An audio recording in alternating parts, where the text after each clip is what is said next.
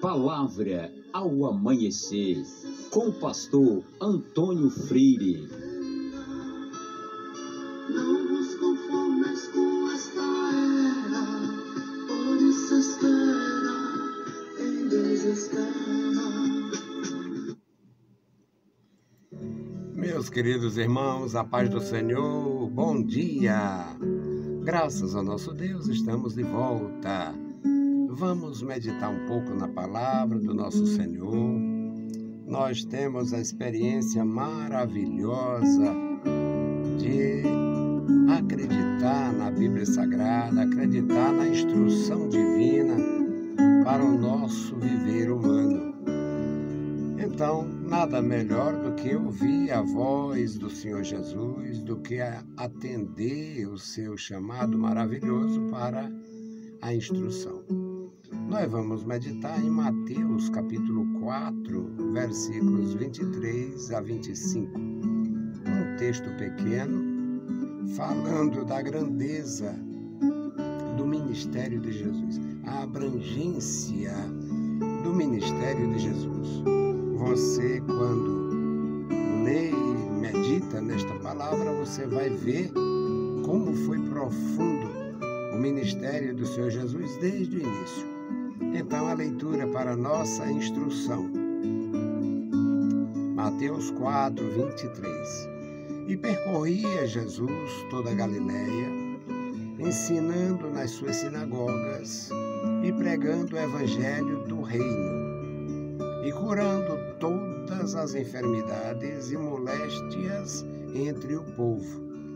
E a sua fama correu por toda a Síria, e traziam-lhe todos os que padeciam, acometidos de várias enfermidades e tormentos, e os endemoniados, os lunáticos, os paralíticos, e ele os curava.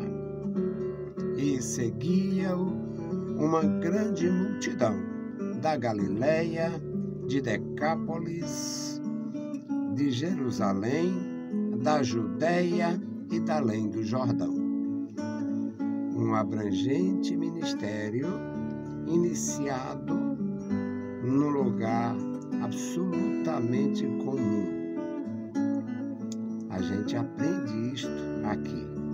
Jesus Cristo tinha completado a idade para a missão, 30 anos, como é apresentado em João, e procurou cumprir a lei, cumprir a justiça, como ele disse. Ou seja, se ele ia pregar o batismo, ele deveria experimentar o batismo, se qualificar sendo batizado para ordenar ou batizar os outros. Ele passou pela experiência batismal, foi para o deserto e passou pela experiência da solidão, o solitário deserto, orando a Deus, num estado profundo de consagração por 40 dias.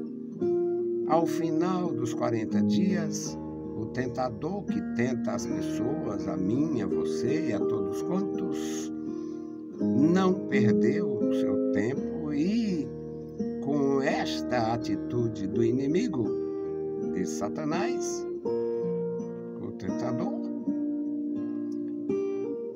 deixa patente a humanidade de Jesus. Existem inimigos de Jesus que dizem assim: não, Jesus não era um homem. Um homem não passa 40 dias sem comer. Jesus parecia ser um homem. Inclusive surgiu uma heresia no século II. Começou no século I, ainda no finalzinho. No século II tomou mais corpo. Era o docetismo. E o docetismo se fundamentava num termo grego, dokel, e dizia que Jesus parecia ser um homem, mas não era, era um anjo, era um Deus.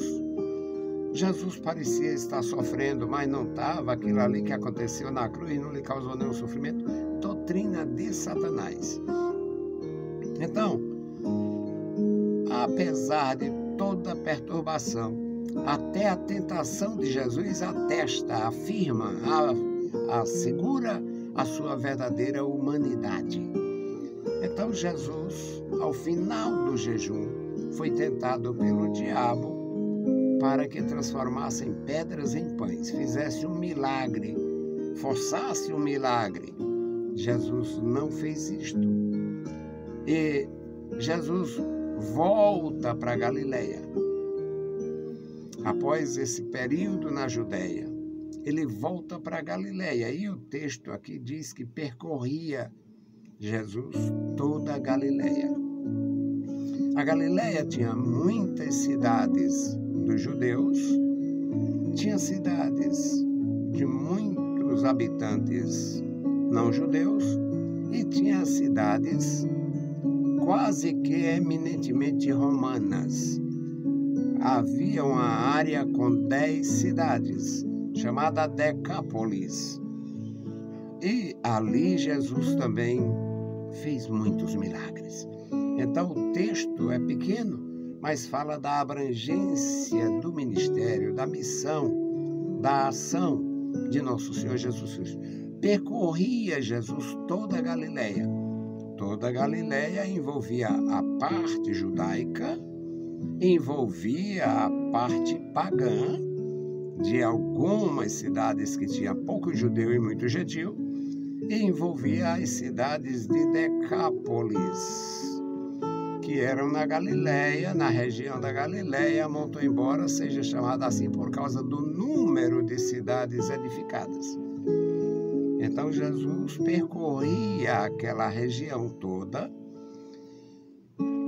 O texto diz que era ensinando nas sinagogas, pregando o evangelho do reino, esperança, convicção, verdadeira transformação, pregando o evangelho do reino.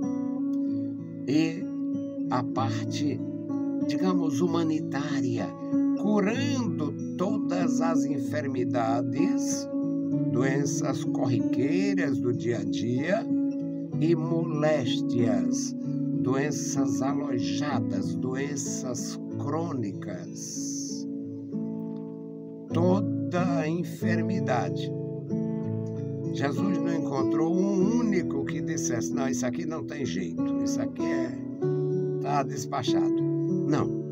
Percorria Jesus toda a Galileia, primeiro ensinar, porque somos discípulos e para que nos tornemos discípulos devemos aprender as lições do Mestre. Pregando o evangelho do reino. O mundo é um reino de trevas, o mundo é um mal, o mundo está no maligno, mas não vai permanecer assim. Jesus pregava o evangelho do reino, evangelho que mostra a solução. É o evangelho onde o reino de Deus é exaltado, será exaltado. O rei é Deus e não o rei das trevas, o rei, o príncipe dessas potestades. No versículo 24 diz, e a sua fama correu por toda a Síria. A Síria na região de Arã, a região começa a Mesopotâmia, mas acontece que, como era fronteira com a Galileia, com Israel, como era uma província que na época era uma província unificada pela força romana, a notícia, o conhecimento do que Jesus fazia chegou também à Síria. Sua fama correu por toda a Síria. Então, quantos indivíduos enfermos, acometidos de enfermidades e moléstias, estiveram presentes nas reuniões de Jesus e não eram judeus. E todos que padeciam e acometidos de várias enfermidades e tormentos. Existem enfermidades que não são identificadas, nem por isto deixa de atormentar. Pessoas que têm dor crônicas, pessoas que têm desmaios constantes, pessoas que são atacadas de epilepsia. Epilepsia não é uma doença simplesmente, não é um mal que seja debelado assim, com simplicidade ou com alguma medicação. A medicação que existe ainda hoje é para evitar crises mais fortes, mas não tem remédio. Já andaram tentando resolver o problema via cirurgia, mas nem todo paciente tem esse perfil. Então, os atormentados, os endemoniados, os loucos, que não tinha equilíbrio nenhum, os paralíticos, eram trazidos ao Senhor Jesus e Ele os curava. Jesus continua sendo o médico dos médicos, o Senhor dos senhores, o nosso Deus. Jesus continua sendo piedoso, compassivo e amoroso. Jesus continua tendo o poder e a autoridade para libertar. O último versículo diz que seguia uma grande multidão. A multidão se mesclava com habitantes da Galileia, pessoas um número maior de judeus, de Decápolis, um número maior de romanos, de Jerusalém, um número grande de judeus tradicionalistas, das Judeias, judeus produtivos, proativos, judeus tradicionais e da além do Jordão. Aí expande novamente para falar de povos que habitavam na atual Jordânia, em outras terras que estavam além do Jordão, depois do Jordão.